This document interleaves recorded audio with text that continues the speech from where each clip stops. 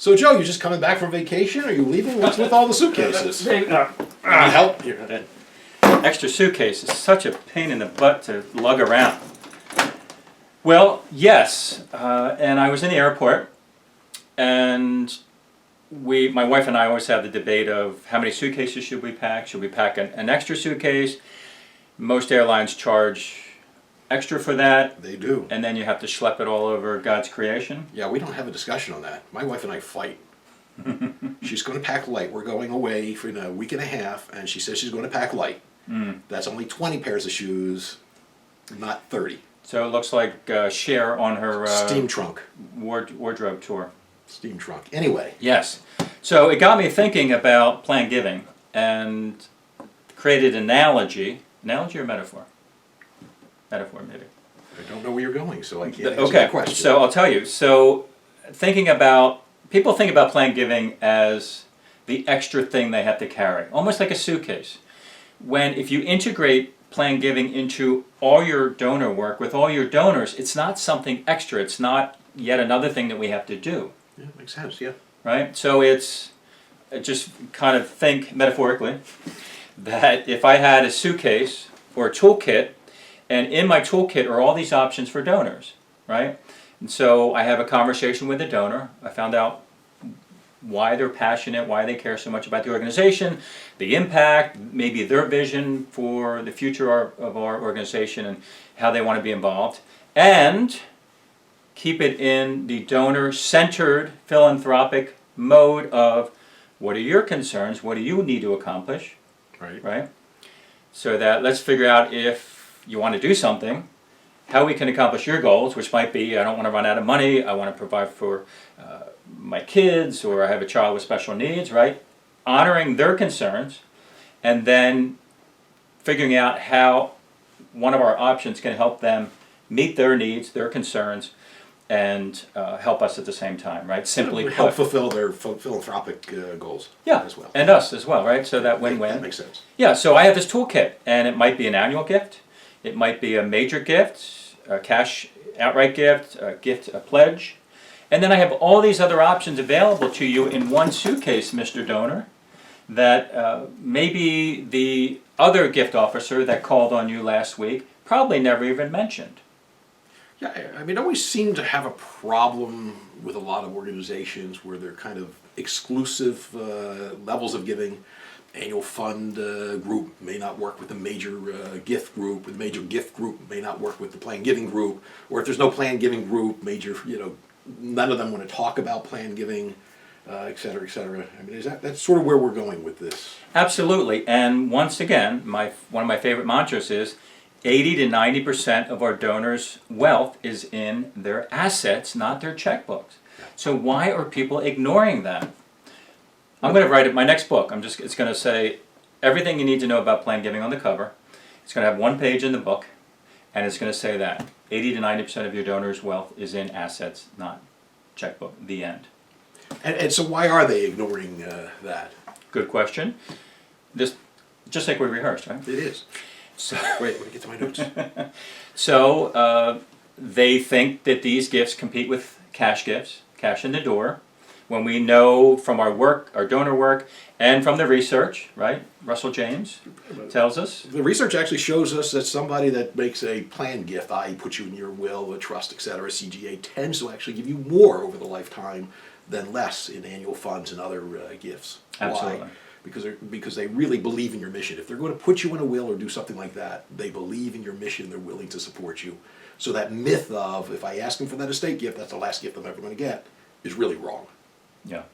The second thing, I think this is a big one, is major gift officers are not measured on planned giving activity. So hardworking, talented, passionate people, well-meaning, but let's face it, we're all human, and if we're being measured on cash in the door and our boss and leadership doesn't care about planned gifts, we'll be reactive if a donor brings it up, but am I going to go out of my way to bring it up, to integrate it into one suitcase? Probably not. So I urge, I'm going to stomp on my luggage. We urge you, if you are a VP, Director of Development, you're managing gift officers, give your gift officers some planned giving metrics. They can be easy, right? It can be, if I'm a plan giving person and you're a major gift officer, right? Well, we could give you a metric of you need to bring me in 10 joint visits a year, as an example, right? How many Legacy Society members do you invite each year as a major gift officer, or bring in, right? Or, I mean, the other way to go, and I've advocated for this, is you share the credit. Because that's a lot of, we get siloed in these organizations. And if a major gift officer brings in the plan gift, sometimes plan giving team gets the credit for it. If you share it, and your metric is shared, I find that it actually increases the amount of plan gift and the participation from your major gift officers and your annual fund officers. Because the concept is that no gift is done in a silo.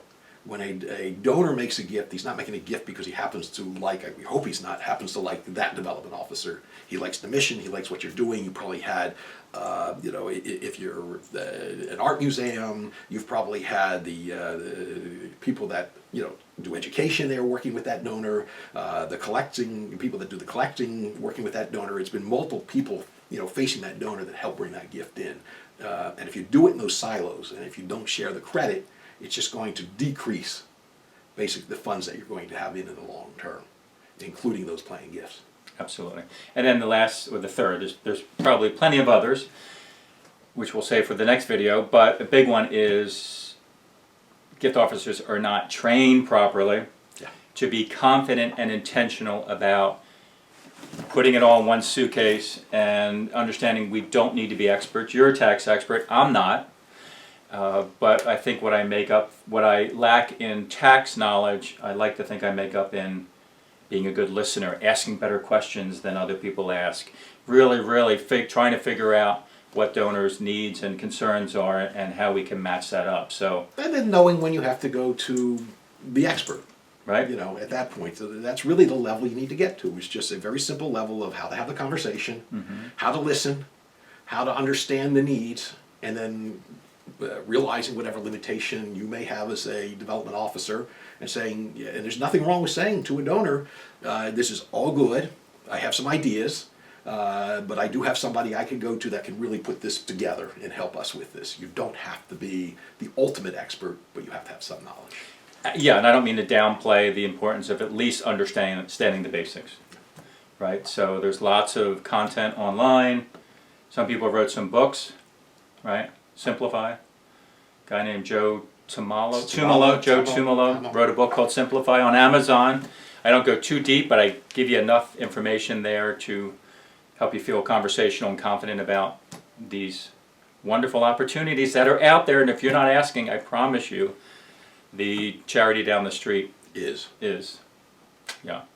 And so if you need help developing a sustainable gift planning program, and we haven't driven you crazy on this video, you'll love working with us.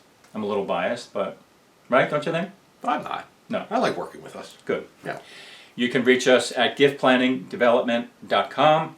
You can email us, info@giftplanningdevelopment.com. You can call me. Yeah, call You Joe. lost your phone. David lost his phone. So call me, 610-653-7906. Until next time, I'm David. And I'm Joe. And together we're David and Joe.